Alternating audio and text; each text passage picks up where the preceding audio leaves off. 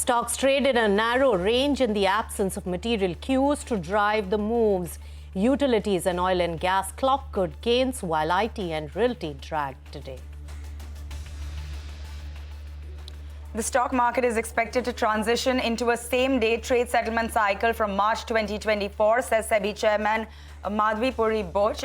Even as some transactions could be settled instantaneously, that's a big shift coming.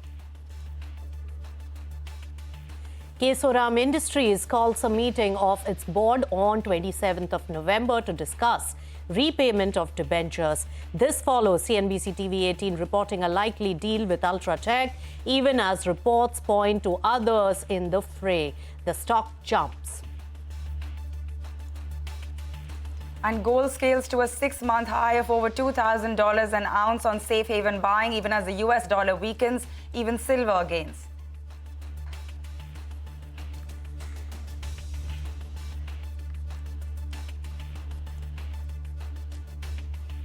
Hello and welcome. You tuned into Business Lunch. I'm Nisha Podar, and with me, as always, is my co-anchor Pavitra Parekh. So, Pavitra, it's a green day, but at the moment, flattish sentiment. When we talk about Nifty 50, in a tight range, we have actually seen some bit of volatility today. So let's take a look at where it is right now. Nifty 50 just above the 19,800 level and flattish with only 30 points gain, while Sensex has dipped into the red at the moment and absolutely flat. The action is mostly in the other pockets like the mid caps as well as the bank Nifty in the banking space. So 0.37% up on Bank Nifty, over 0.3% up on mid-cap as well. And because of the broader market participation, of course, the advance decline ratio is stronger. So more advances to the declines as we see. On my screen, it's Adani companies, group of companies, which are really, in terms of percentage, the highest gainers. And apart from that, some of the motor companies, automotive companies, along with, because of some news on deal buzz as well, Ultratech Cement is doing well today. So all in all, it's a narrow approach when it comes to the key indices, but the broader market has seen a lot of interest as well as a fair bit of action when it comes to stock-specific action as well. Oh, absolutely. Like when you look at the key indices, it looks, very flat, but there's so much action in individual pockets. Like you pointed out, autos doing, well, the Adani pack. But some sectors which really stand out to me, the entire oil and gas space. So take a look at something like an HPCL, BPCL, IOC. These are stocks which are seeing big gains right now. So that entire pack is buzzing. All of the exchanges, right? So BSE, you have MCX, which are seeing a big move higher as well. Those will be up on your screen. So around 5 to 6% higher there. You have a lot of the PSU banks, which are seeing a good move today. So that entire sector is up and about. Some of the names on your screen. On the downside, it is a lot about the tech names today. And, when we started off, it was quite all right. But from that level, it's been almost a whole percent in terms of a cut, around 280 points lower there. This is the index, but you have some of the mid-cap names, the likes of Mastech, Persistent, which are all seeing pretty significant cuts coming through right now. That's the shape of the market, but let's kickstart the show by focusing on the big national story now. The rescue effort to bring out the 41 trapped workers at the Uttarakhand tunnel has now entered its 17th day. Manual drilling is currently underway, and the rescuers are just around 5 meters away from the trapped workers. The evacuation is expected to happen within the next few hours, and ahead of that, we have CNN News 18's Anshul Singh, who's joining us with the latest ground report. You can see right at this point, the ambulances that will be coming out. The entire road is being built at this point in time to make sure that once the ambulances come out, you can actually see that there are not many jerks that have to be faced by them. On the other hand, the briefing of the police is also going on. So we are expecting that by afternoon itself, the breakthrough will happen, and then at least 2 hours for all the people to come out. And from here, there is a makeshift hospital that has been made over here. I'll just try and show you in the visuals over here.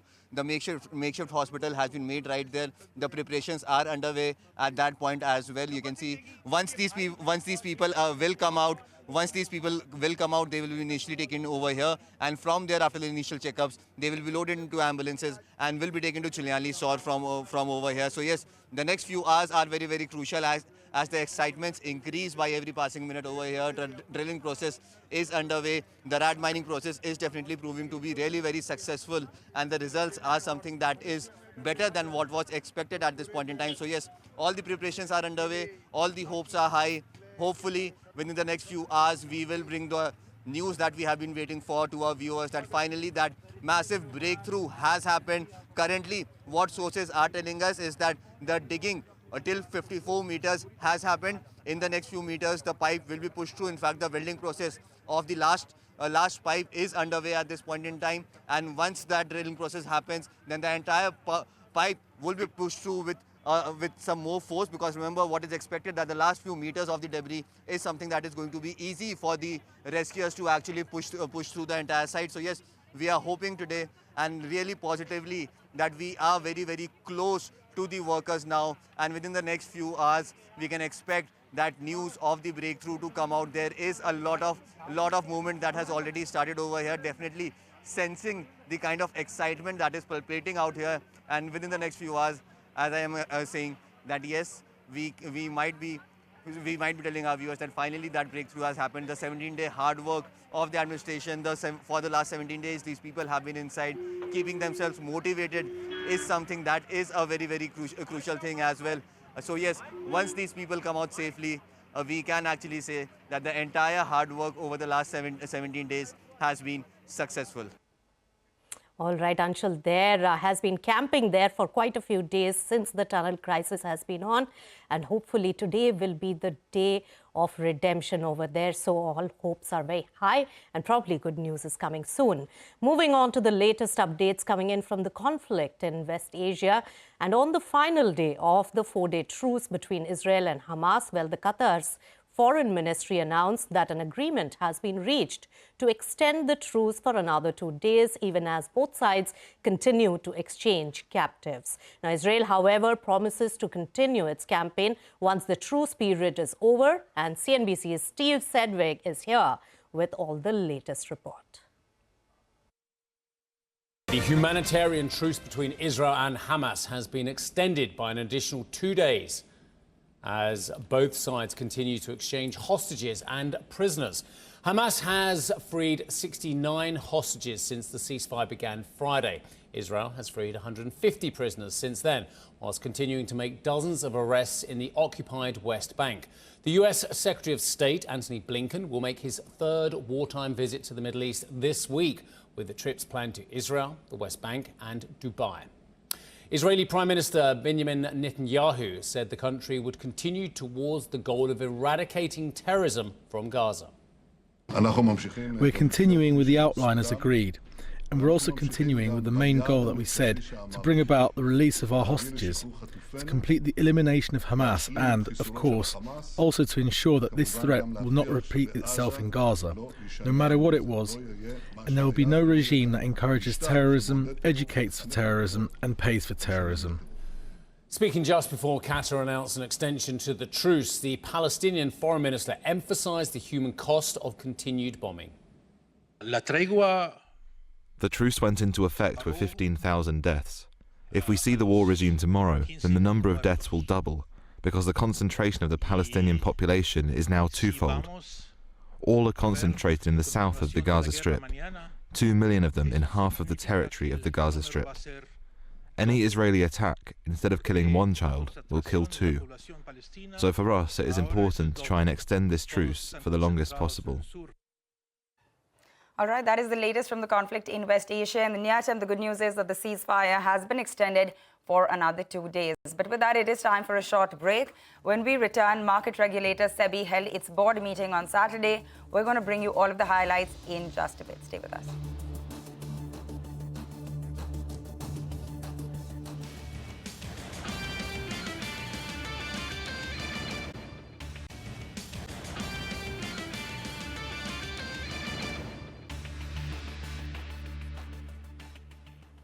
Hey guys, welcome back. You're still tuned into Business Lunch. Now, market regulator Sebi held its board meeting over the weekend with some very important announcements on voluntary delisting norms, as well as the inclusion and exclusion of FNO scripts. So Yash is here to bring us a roundup of all of the key takeaways from that board meeting. Yash.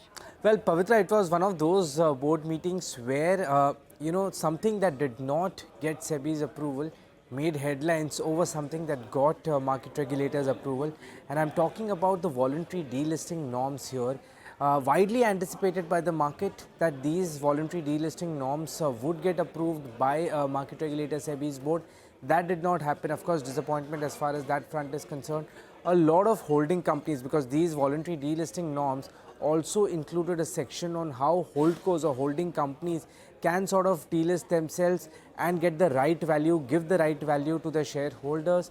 On the anticipation of this to come through, a lot of holding companies had a strong run-up in the last couple of weeks. Of course, and those stocks are also facing some disappointment in today's trade. But important comments coming on the voluntary delisting regulations from market regulator Sebi chairperson. She said that the board did discuss these regulations, but at this time, the board thinks that the data to take a call on these regulations is insufficient. Also, they will have to reassess more data going forward before they can take a call. And importantly, if required, then they may also come out with a new consultation paper which could have more changes if that incremental data requires them to do so. Apart from, of course, the disappointment of the voluntary delisting regulations, Sebi also approved, small and medium REITs, SM REITs. Here, Sebi has made this process easier. They've created regulations for facilitation of small REITs with asset value size of 50 crore versus 500 crore of larger REITs currently. There's some flexibility given for listing on social stock exchanges as well. Sebi's approved the minimum issue size by these new listings to 50 lakh from 1 crore earlier. Also, the application size of public issue on social stock exchanges has been reduced to a minimum of 10,000 rupees from about 2 lakh currently. All right. Thanks so much, Yash, for taking account and telling us all about the Sebi's decision coming in from that meeting. All right. On that note, we'll slip into a short breather on Business Lunch. But when we return, we look at how effective the state government's IT policy in Telangana has been as elections in the state gets closer. Stay tuned.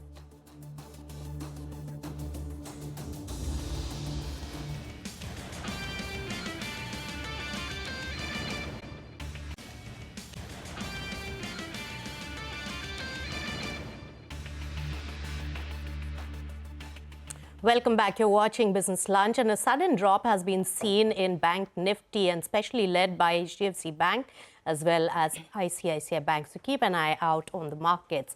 Moving on to some news developments then today. Unseasonal rains have damaged crop plantations, and state government estimates suggest that over 50,000 hectares of plantations have been damaged in northern as well as western regions of Maharashtra. Our colleague Santya is right here with all the details. Another round of hailstorms and rains once again have damaged crops across Maharashtra. Talking about these unseasonal rains, it was earlier in March that unseasonal rains and hailstorms damaged crops like onions, grapes, maize, pulses, mango plantations, cashew nuts and other crops across the state. Now, talking about this particular round, the worst affected areas are Nashik, Buldhana and Ahmednagar. The unseasonal rains and hailstorm have hit areas in western Maharashtra, northern Maharashtra, Marathwada and Vidarbha. Talking about the early estimates, as per Maharashtra government's early estimates, crops spread over 50,000 hectares have been damaged by this unseasonal rains episode. Talking about what happened in March when the farmers were affected because of unseasonal rains in March, the Maharashtra government had promised compensation.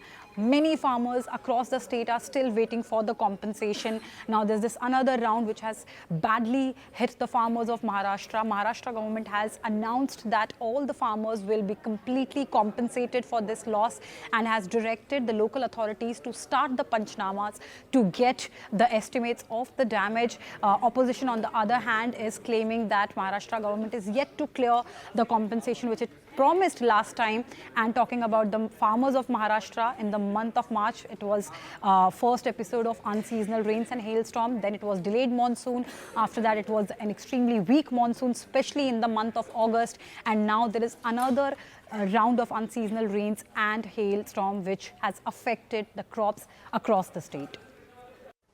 All right, Santya, thanks a lot for getting us all of those details. Let's also talk about the political picture now, because campaigning in Telangana ends today at 5 p.m. and voting is scheduled on the 30th of November, with the BRS trying to retain power for a third straight term.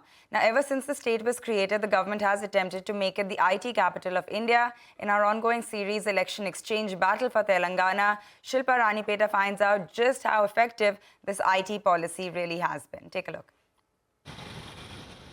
In 2016, the Telangana government unveiled the Rural Technology Centres policy. Its aim: develop the state's Tier 2 and Tier 3 cities into tech hubs, attract IT companies to set up shop beyond Hyderabad, and create local employment opportunities. So far, the government boasts of 8 IT hubs in the state.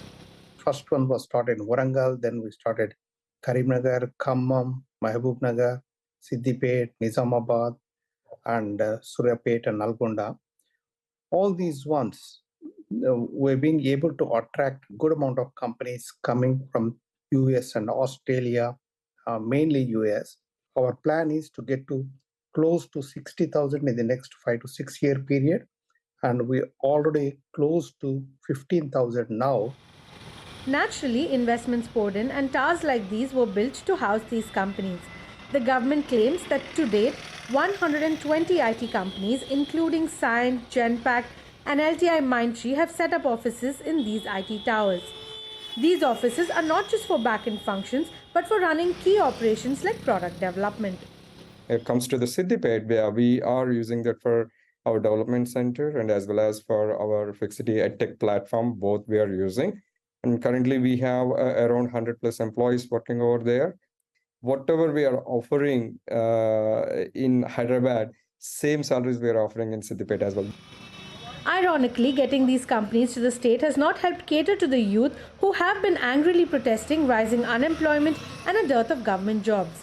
While the government has promised to address this, it insists that the policy has helped create an ecosystem in smaller towns that not only generates direct IT jobs, but several indirect unemployment opportunities too. So when I say that 50,000 jobs will be created in Tier 2, these are good quality jobs where a good kind of lifestyle is also guaranteed, and that has a very strong effect on the whole family as well. I mean, your family also in a way moves up in that scale.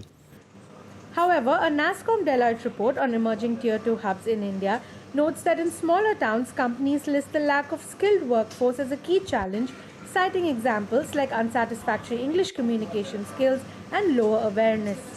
We didn't see, I think, much of a problem with respect to finding the right talent. The only one thing I would actually see is, I think, definitely the preparedness of the people coming out of the colleges is definitely not to the mark. Government can focus a little bit more in structuring the overall curriculum and overall engagement and training of the students by the time they come out to suit to the industry needs.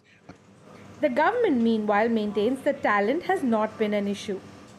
Within Hyderabad too, the government is now expanding the presence of the IT corridor beyond just High-Tech City, which is the area which currently houses almost all of the tech and the IT companies here. The government has already laid foundation stones in areas like Malakpet and Kompally, where it expects 2 IT towers to come up in the next 3 to 4 years, and says that it has already received interest from several global companies to set up shop there. The idea is to spread the development and the IT, the presence of the IT corridor beyond just High-Tech City. In Hyderabad, Shilpa Ranipeta. All right, selection season really heating up this winter in India, Pavitra. So all eyes on that. With that, it's a wrap on Business Lunch. Mid-cap radar comes up next. Keep an eye out for Bank Nifty for sure. Thank you so much.